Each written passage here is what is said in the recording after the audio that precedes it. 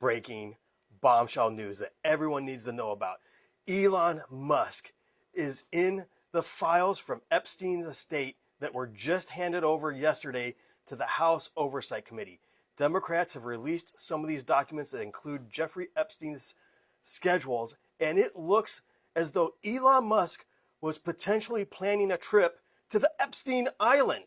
These documents also show appointments between Epstein and Steve Bannon, Peter Thiel, that happened during Trump's first term in office as president. Of course, Prince Andrew is named in the documents as being a passenger on one of Epstein's flights. There is mention of a tentative breakfast with Bill Gates. Now, the rest of the documents are highly redacted, so we don't know exactly what is in all of these, but this is enough to show that the entire files need to be released. Elon Musk, he was the one that outed that Trump was in the files on X, and now it turns out he is potentially in these too, and we need an answer from him. Did he go to the island or not? It just shows how the rich and powerful were involved with all of this, even after Epstein was first convicted and they knew about it. Demand the release of the files, demand answers from Elon Musk, demand Peter Thiel and everyone else involved be held accountable. Share this, spread the word. Let me know what you think about this in the comments. Like, follow, subscribe, and I'll see you back here for the 411. Oh my goodness, today gets better. We have the oversight Democrats dropping a bomb on who is in the Epstein files. Let's get into it. So we just got a batch of new material of the Epstein files from Oversight Dems. And in these files are Bill Gates, which we already knew, Steve Bannon, Peter Thiel, and the one and only Elon Musk I'm about to show you right now. So as you can see here, this is dated in 2017. Peter Thiel is in the list, and that's scary as hell. This motherfucker is the Antichrist. Then we have this 2019 Breakfast with Steve Bannon. And then we have the real gem here. 2014, Elon Musk to the island. Is this still happening? Holy shit. Who is all in these files? We need them all released right now. Holy shit, more of the Epstein files have been released, and guess who's on them? And that's not even all that was on there. We've got Prince Andrew listed for flights and messages. Bill Gates, he scheduled breakfast with Epstein in 2014. Elon Musk, tied to a trip to Epstein's Island in 2014. So something in the logs there, not sure if it shows that he actually went or not. Peter Thiel, mega donor, scheduled for a private lunch in 2017. Steve Bannon, Trump's chief strategist, having breakfast with Epstein just months before Epstein's arrest. That's helping to set the rumors aside. Still waiting to get the documents. The rest of the documents. Come on, release the rest. I mean, and why are these victims still waiting for justice? Why are these guys still being protected? Release the Epstein files now. All of them. Every last one. Breaking news in the Epstein files. House Oversight Committee just released their third batch of documents, and Steve Bannon, Elon Musk, and Peter Thiel are all named in these redacted files. All had communication with Epstein or Epstein's people about traveling to Little St. James Island. Musk had a dialogue that was redacted that's now been shown that he was asking, like, is this trip still going on? Like, is it still happening? Like, not surprising. Not surprising. Please share this news. This is exactly why the headlines have been blaring lately. I just want to take everybody's focus as far away off this as possible because this is some shit. Share this. More to come.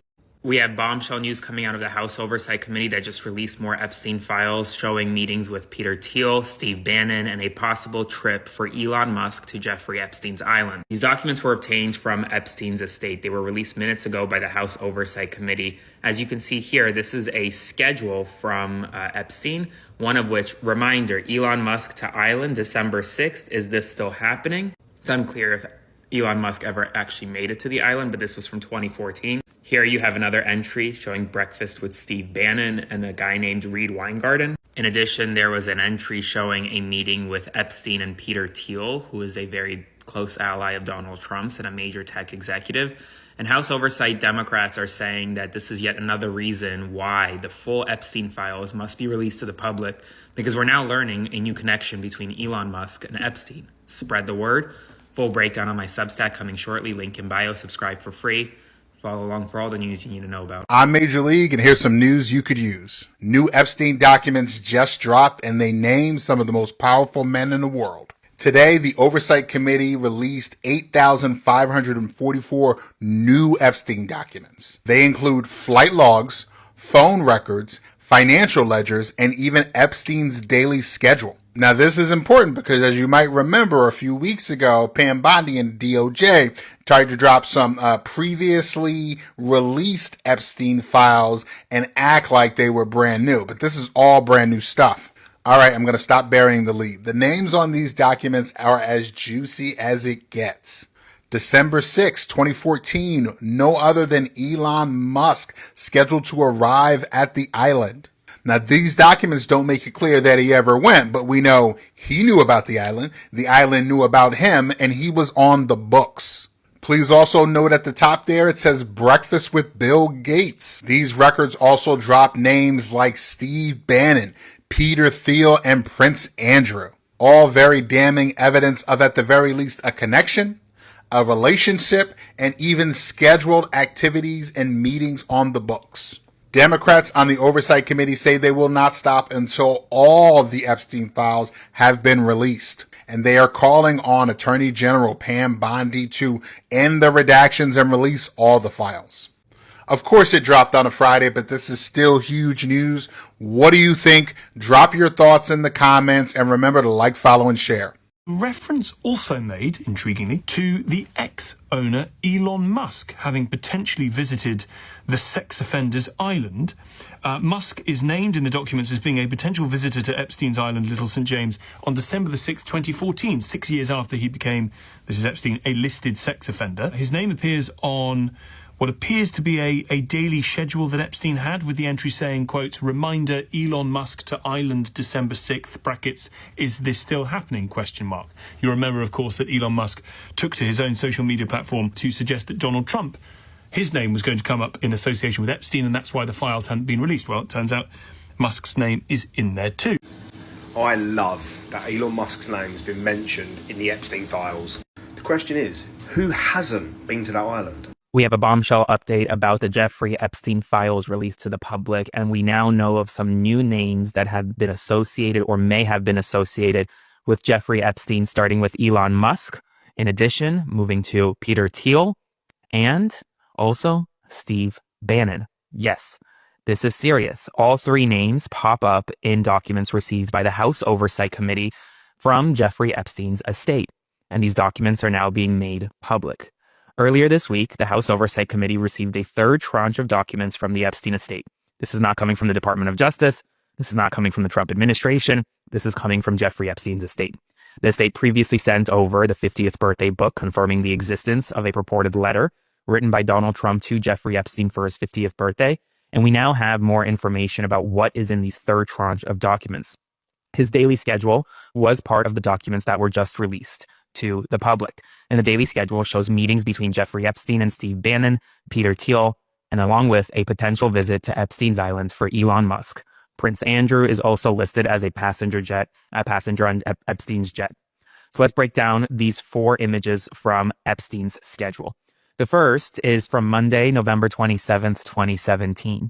It shows he has an 8 a.m. breakfast with a man named Reed Weingarten, then a noon lunch with Peter Thiel, who is a tech billionaire, very close with Donald Trump and really helped Donald Trump win the 2024 election.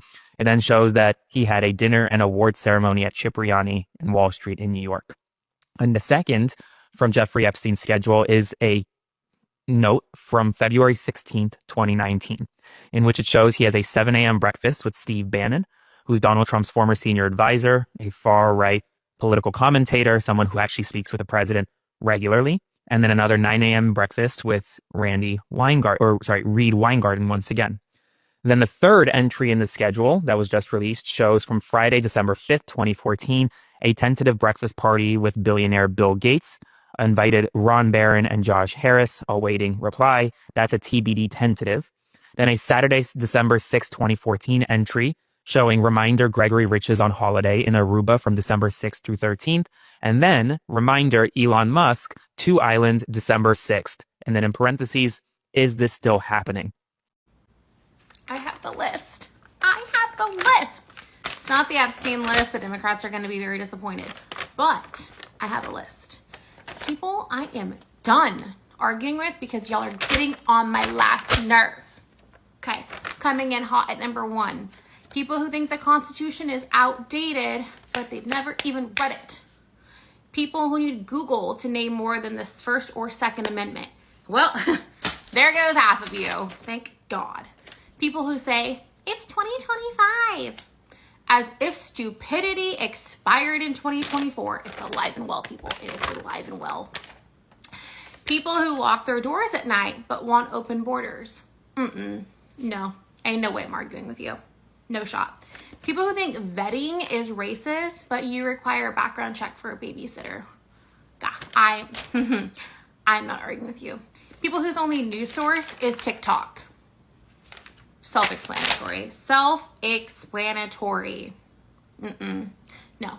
People who think guns kill people while texting and driving. Yeah, I'm not arguing with you people. I'm done. Holy shit, more of the Epstein files have been released, and guess who's on them? And that's not even all that was on there. We've got Prince Andrew listed for flights and messages. Bill Gates, he scheduled breakfast with Epstein in 2014. Elon Musk, tied to a trip to Epstein's Island in 2014. So something in the logs there, not sure if it shows that he actually went or not. Peter Thiel, mega donor, scheduled for a private lunch in 2017. Steve Bannon, Trump's chief strategist, having breakfast with Epstein just months before Epstein's arrest. That's helping to set the rumors aside. Still waiting to get the documents. The rest of the documents. Come on, release the rest. I mean, and why are these victims still waiting for justice? Why are these guys still being protected? Release the Epstein files now. All of them. Every last one. Okay, here's why this Jeffrey Epstein stuff became such a scandal this week. The scandal is, there is no scandal. Some people thought the Trump administration was gonna be the one to expose everything, and then just said, yeah, Jeffrey Epstein had no client list, he really did just happen to die in jail. So now the people are upset. Jeffrey Epstein, may he rest where he belongs, was an extremely rich man connected to a lot of rich and powerful people. Former and current presidents, both parties, Hollywood stars, a prince, and he's also a known predator and abuser of underage girls. He had a whole island where he is said to have taken them. It's actually very sick. So since he was so chummy with all these rich and powerful people, a lot of people have been wondering who all else went to that island with him. And when he went to jail the second time, a lot of people were thinking, okay, this is it. It's all gonna come out in court. But then he allegedly took himself out in the jail cell. Wasn't even supposed to be possible. Case shut down, no names dropped. It's been a mystery ever since. Especially because there was a minute missing from the surveillance video of his cell on the day he passed. So people started wondering, did he find a way to disappear himself so nobody would know who was on that client list? Some people thought somebody that rich and powerful could probably pull it off. And all those potential clients would obviously also want him to. So Trump said on the campaign trail, hey, if you elect me, I'll release that client list. His supporters were pumped, like, yeah, expose everybody. In February, Fox News said that Pam Bondi, the attorney general, said, yeah, the client list is sitting on my desk. Then a bunch of influencers got to go to the White House and she gave them all binders called the Epstein Files Phase 1. It was a big deal. The president was there, the FBI director, the vice president, it was a whole thing. But then there really wasn't anything in it that people didn't already know. Pam was like, hey, I didn't get the information that I asked for, but it's coming. So then, remember a couple of weeks ago when Elon Musk and the president got into that whole bestie breakup? Elon said, you know the real reason why those Epstein files haven't been released yet? Because the president is in them.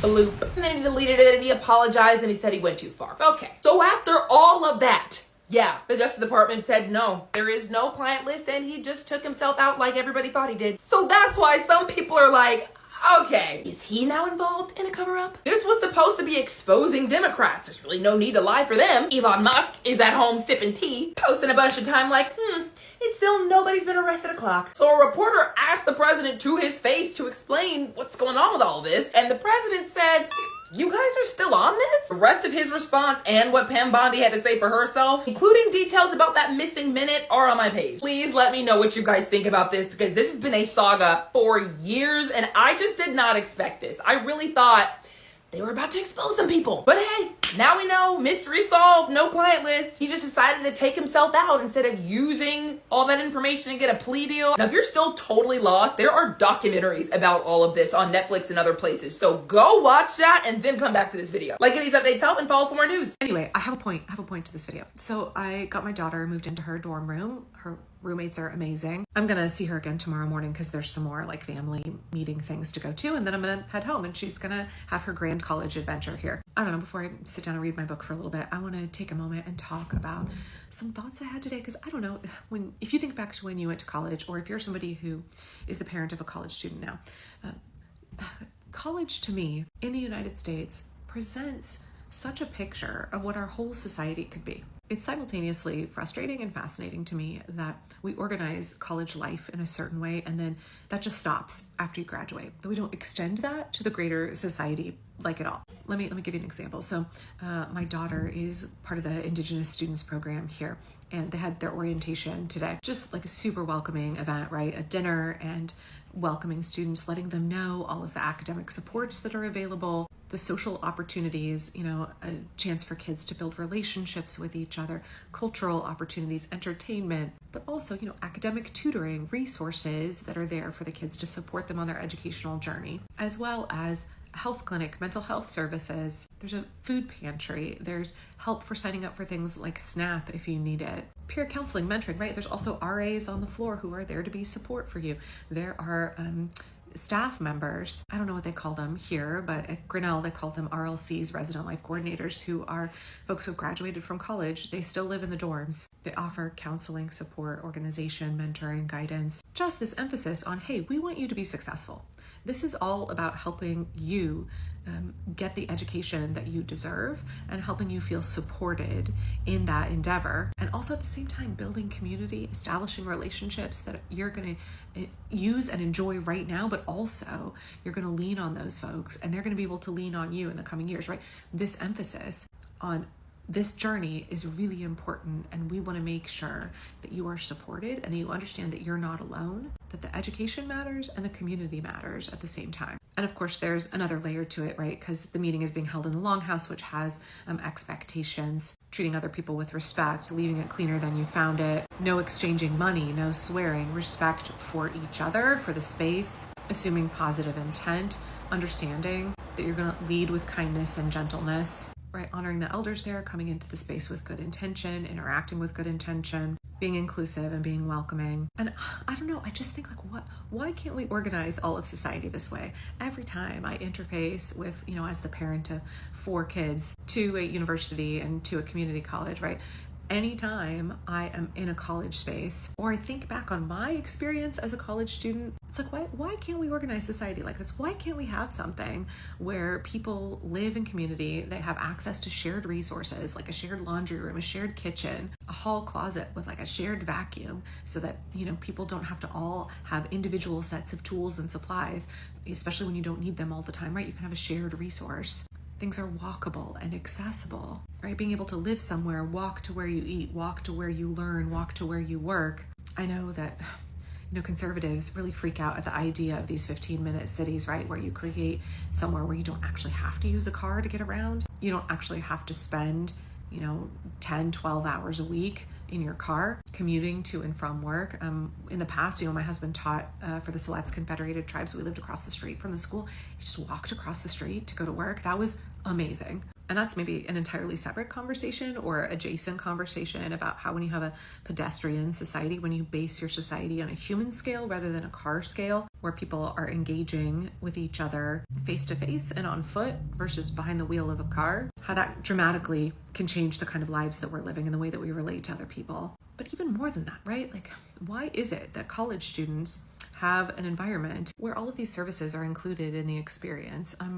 I just don't understand why we acknowledge that's such a good thing and it helps support our college students and helps them be able to achieve their goals. And then we just like cut it off after 4 years. It's like, yeah, that was really idyllic and lovely, and focusing on the well-being of the students and their quality of life and making sure that they get the education that they need, but also that they enjoy their lives while they're there. Let's make sure they are supported in all of the ways we understand human beings can and should be supported in order to be successful. The student health clinic, the free bus pass for students around town, organizing game nights and social activities and movie nights and having clubs that people can attend for their various interests, and tutoring, peer mentoring, like just think of all of the really good things. And then like a dining hall. People who watched my content in the before times know that I would love to build or live in an intentional community, and being able to have community meals, that is something that I'm like perennially yearning for. And I'm not even talking about the economics of it and how it's obviously more efficient. I mean the way that it can really nourish us in terms of building relationships and being able to have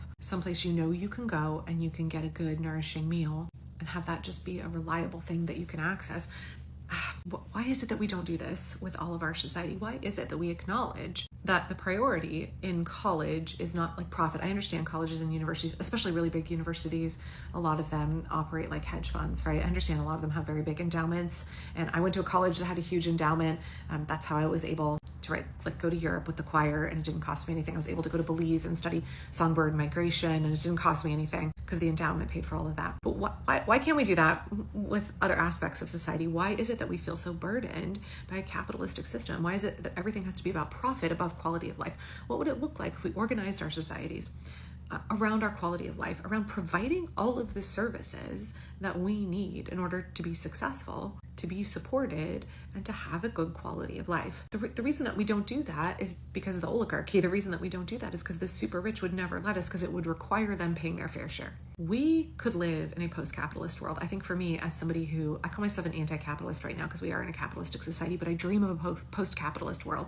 When I look at how colleges and universities function, like I see glimpses of what that could look like. I'm like, damn, why don't we just do it? Why don't we do it? We could have universal healthcare. We could have good housing for everybody. We could have a society organized around community dinners and walkable neighborhoods, and making sure that people get mental health care, and making sure that people have the tools and resources they need to be successful, both in their education and then in their careers. We could have shared resources so that we, 1, reduce our cost of living, and 2, are more environmentally responsible, and 3, foster community, because when you have shared resources, it does do that. I don't know. What are your thoughts? What is holding us back in the United States? I mean, us, the working class. What is holding us back? Because as far as I can see, it's just the super rich, and forgive the very, very loud air conditioning in this motel room. As far as I can see, it's the super rich who are feeding us this false narrative of toxic individualism, of pull yourself up by your bootstraps, of capitalism is like 1, good, and 2, inevitable, when it's not. It doesn't have to be. We could organize our societies around our quality of life